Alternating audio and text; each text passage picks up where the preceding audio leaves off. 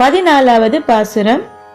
உங்கள் புழக்கடை தோட்டத்து வாவியுள் செங்கழுநீர் வாய் நெகிழ்ந்து ஆம்பல் வாய் கூம்பினகான் செங்கற் பொடிக்கூரை வெண்பல் தவத்தவர் தங்கள் திருக்கோவில் சங்கிடுவான் போதந்தார் எங்களை முன்னம் எழுப்புவான் வாய்ப்பேசும் நங்காய் எழுந்திராய் நானாதாய் நாவுடையாய் சங்கொடு சக்கரம் ஏந்தும் தடங்கையன் பங்கைய கண்ணானை பாடேலோர் எம்பாவாய் அப்படின்னு சொல்றா ஆண்டாள்.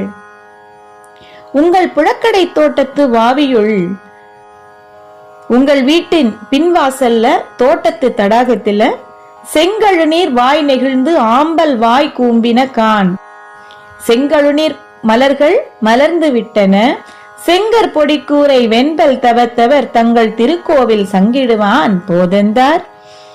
காவி உடையணிந்த துறவிகள் தங்களுடைய வெண்பற்கள் ஒளி வீச கோவில்களை பார்த்து திருசங்கு முழக்கம் செய்யறதுக்காக போய்கிட்டு இருக்காங்க.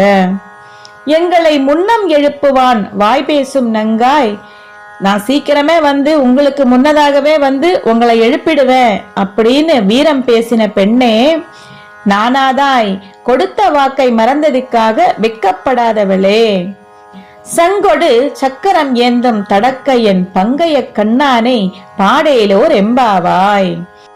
பங்கைய கண்ணானை அப்படின்னா தாமரை போன்ற அழகிய கண்களை கொண்டவன் அப்படின்னு பொருள்.